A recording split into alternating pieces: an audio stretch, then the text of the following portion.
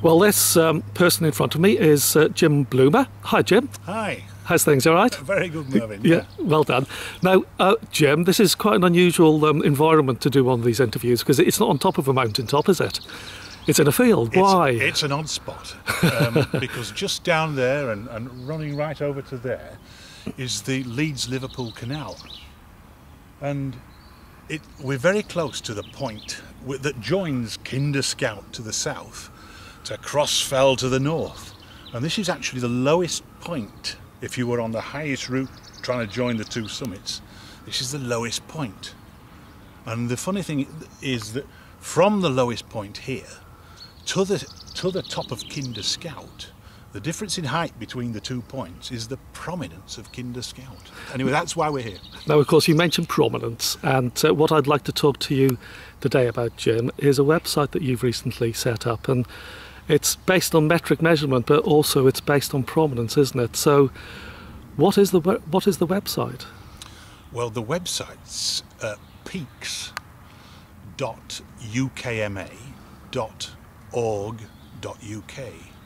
And UKMA stands for the UK Metric Association, so it's actually hosted by them. And fundamentally what's driven it all is an idea that British maps have all been metric since the early 70s, and hill walkers, people like you and me, you know, we've tended to be motivated by, oh, this is a 2,000 footer. This is a 3,000 footer, the Munros, the Corbetts, the Nuttalls, and it's all, the maps all talk about something different, very much meters. So it's an attempt to try and give progressive hill walkers something new to go for. Now, of course, there are hill lists that you can download from the website. You can. Yeah. And those hill lists are? Well, there's three. I won't say. One's a list of the 1,000-metre peaks. Yeah. Another is, and there's 133 of those. Another is a list. It's called Bloomer's Challenge. It's actually based on the hills with a prominence of 500 metres, and there's 158 of those. And then there's another larger document that is aimed at giving lots of data to the hill walker, and it actually has 1,562, which sounds like a lot of hills, but it's not aimed at setting a target of climbing all those hills. It's aimed at giving people information and photographs and you know, lots of information so they can plan their walks in new places. And of course, the region for those hill lists is UK-wide, isn't it? It's UK-wide. Now, a lot of lists over the years have tended to be Great Britain, and I have to say, we made a conscious decision when we started this. The violence in Northern Ireland has reduced massively, and we thought it was about time we tried to encourage British hill walkers to get on a ferry.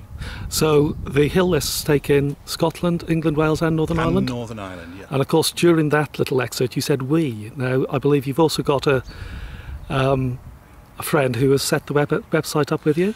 I have, yeah. In fact, he wasn't a friend until we started this process off.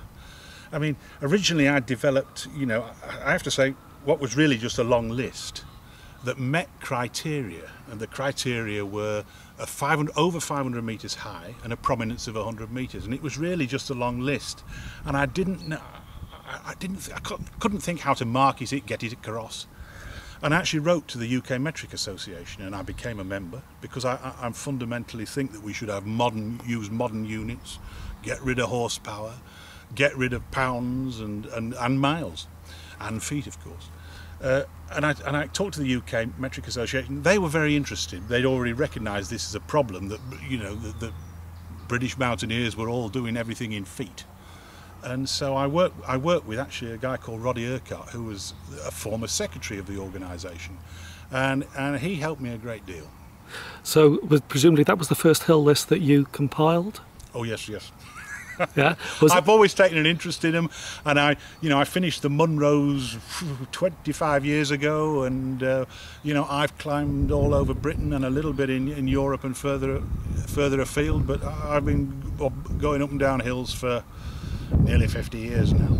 Well, what may be quite nice, Jim, because we're about halfway through this interview at the moment, restricted to a maximum of 10 minutes. Okay. Now, of course, you mentioned the 3 hill lists, and the first one that you did, which is the bigger one. The long one, Yeah, if we just sort of concentrate on that for the moment. Now, the numbers that you mentioned, was it 1562? 1562. Now, of course, that's minimum absolute height of 500 metres. Correct. And minimum prominence of 100 metres. Now, of course, there is another hill list as far as minimum prominence that there's an e-book at the moment about, and that's the humps, isn't it? It is. And all the humps, all the hills in my list are in the humps book. But It's just the higher half of them, really. yeah, but the interesting thing is, of course, you include Northern Ireland, And I include Northern Ireland. whereas Mark Jackson with the humps don't. Yeah. Now, and the other thing that sets mine apart is that the hills, if you like, are prioritised into 4 categories. The lowest category is those with a prominence of 100 metres to 199. The higher category is hills with a prominence of 200 metres up to 499, and then the third category, P500 to P999, and then the highest category, which takes just Snowdon, Ben Nevis and Carnaig, is the 3 mountains on Great Britain with a prominence over 1,000 metres. So it's this hierarchy that's included, and is a new idea. So the list itself, Jim, when did you actually compile it?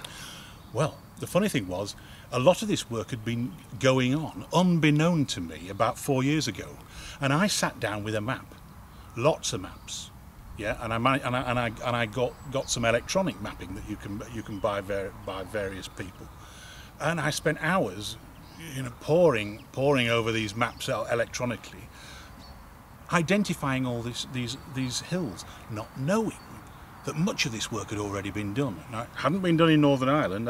I think I actually did the work there myself. But certainly in Britain it was done, but I didn't know.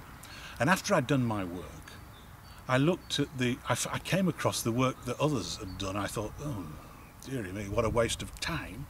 And of course I have to say that the other people who'd done the work had done it rather more accurately than me, because I'd found about 1,540, and oh yes, there were the other 22 that I'd missed. So well done the other guys, not me.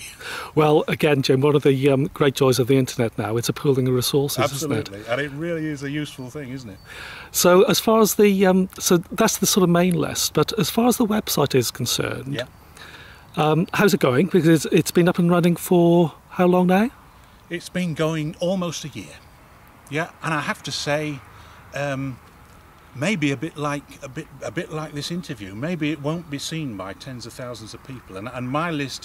Who knows, Jim? Well, who knows?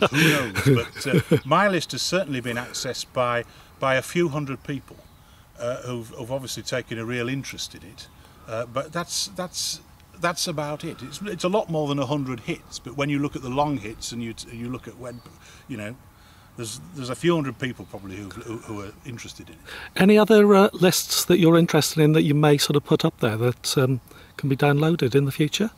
Well, one thing about what I've done is it's all very topographic, yeah.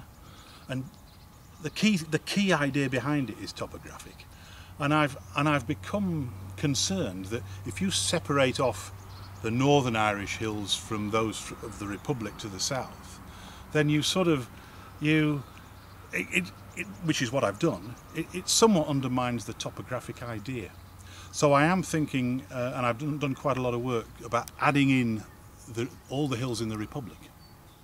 Well, I think that will be quite interesting actually, Jim, because I know Simon Stewart's website called Mountain Views that you can access via the internet. That they've got a tremendous database of Irish hills, and I've used a lot of information and talked to Simon, because the other thing he does is use Irish Gaelic names, and they've got an academic doing real research about which is the most important name, the Irish Gaelic or the English, and so there's lots of information I've used from Simon. So again, that's the internet working well.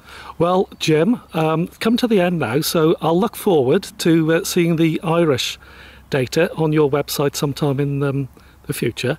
But for now, Jim Bloomer, it's been a great joy meeting you, and very, very interesting talking about your website, talking about metric measurement and also prominence. So cheers, Jim. Many thanks. Many thanks to you too, Myrddyn. Enjoyed it.